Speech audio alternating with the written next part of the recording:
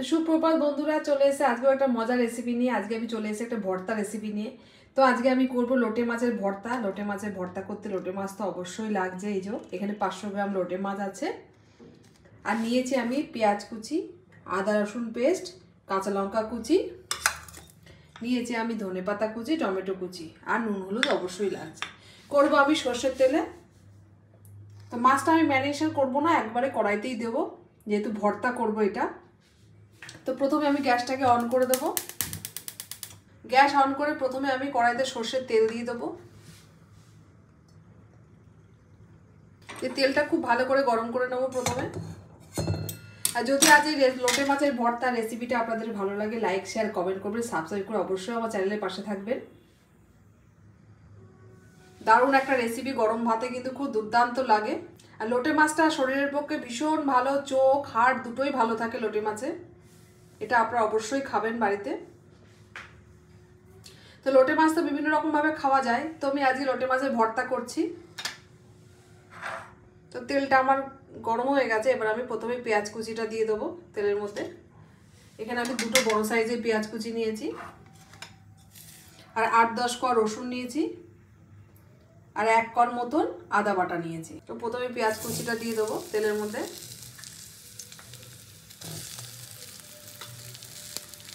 লোটে মাছের ভর্তাকে দারুণ রেসিপি, একবার অন্তত বাড়িতে আপনারা করে খাবেন। গরম ভাত দেখবেন আর কিচ্ছু লাগবে না, এটা দিয়েই সুন্দর খাওয়া হয়ে যাবে। পেঁয়াজটাকে খুব ভালো করে প্রথমে আমি ভেজে নেব।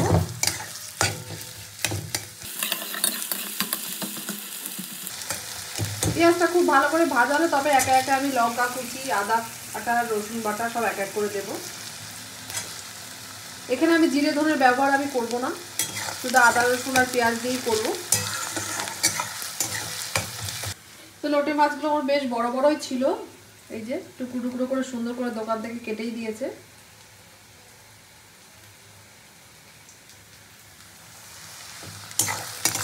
তো পেঁয়াজটা ভাজতে ভাজতে এতে আমি পরিমাণ মতো লবণটা দিয়ে দেবো।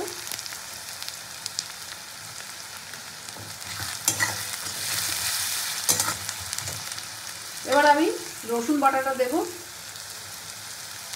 এই যে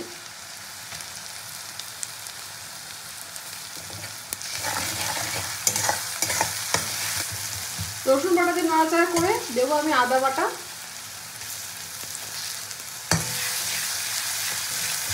এবার আমি দিয়ে দেবো পরিমাণ মতন হলুদ গুঁড়ো।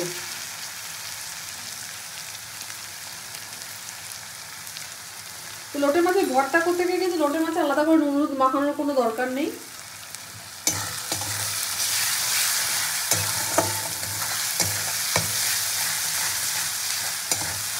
এবার আমি দেবো টমেটো কুচি।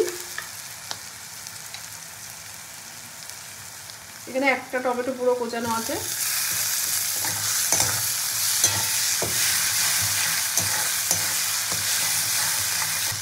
তো সব মশলাগুলোকে খুব ভালো করে কষিয়ে নিতে হবে।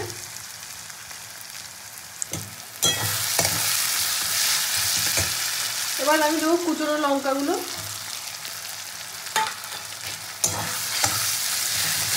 ধনিয়া পাতাটা আমি পরে দেবো, এখন দেবো না। এবার আমি দিয়ে দেবো একটুখানি লঙ্কার গুঁড়ো।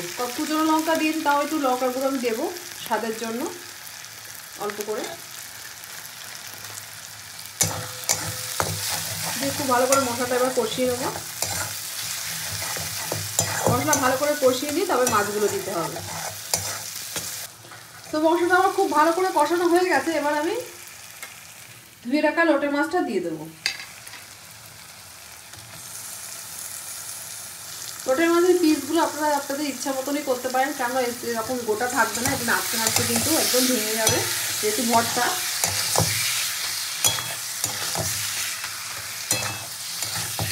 মশলার সঙ্গে খুব ভালো করে এটাকে কষাতে হবে। তো লোটে মাছটা আমি ঢাকা দিয়েছিলাম, এবার দেখে নেব কি অবস্থা। লোটে মাছগুলো কিন্তু একদম মশলার সঙ্গে কিন্তু গলে গেছে। এবার আমি ওপর থেকে মাছের কাঁটাগুলো বেছে ফেলে দেবো, যাতে ভর্তাটা খাওয়ার সময় মুখে না লাগে। এই যে মাছের কাঁটাগুলো আমি বেছে বেছে ফেলে দেবো। তো এরকমভাবে সব মাছের কাঁটাগুলোই আমি বেছে বেছে ফেলে দেবো। তাহলে ভর্তাটা খেতে গেলে আর মুখে কাটা লাগবে না।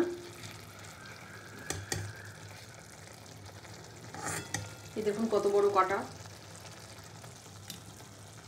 মাছটা নাড়াচাড়ার সময় এরকমভাবে কাটাগুলো বেছে ফেলতে হয়। তো ভর্তাটা নাড়াচাড়া করে এই যে সুন্দরভাবে যে কাটাগুলো সব বেছে নিচ্ছি, নাহলে এই কাটাগুলো মুখে লাগতো খাওয়ার সময়। তো এবার ভর্তা কাটা তো বাছা হয়ে গেছে, এবার ভর্তাকে খুব ভালো করে নেড়ে চেড়ে এটাকে শুকাতে হবে। লোটে মাছের ভর্তা কিন্তু দারুণ খেতে হয়। তো এইভাবে এখন নাড়াচাড়া করে ভর্তাটাকে শুকিয়ে নেব। এই যে একটু ঝোল ঝোল ব্যাপারটা রয়েছে, এটা শুকনো শুকনো হয়ে যাবে। আমার বিশেষ কিছু আর এখানে দেওয়া নেই, শুধু নুনটা চেক করবো আর নামানোর সময় ধনেপাতাটা দেবো। কারণ ভর্তাটা খুব ভালো করে নাড়াচাড়া করবো।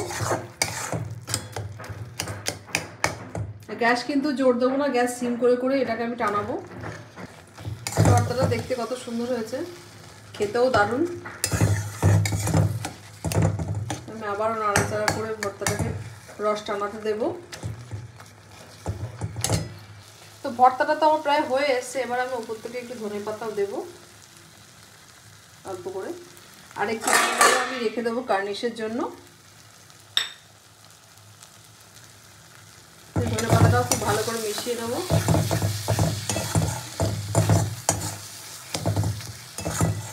দুপুরবেলা খাওয়ার পাতে যদি এরকম একটা ভর্তা থাকে, দেখবেন খাওয়াটাই একদম জমজমাট হয়ে যাবে। ধনেপাতাটাও খুব ভালো করে মিশিয়ে নেব, নিয়ে আমি আরেকটু টানিয়ে নেব।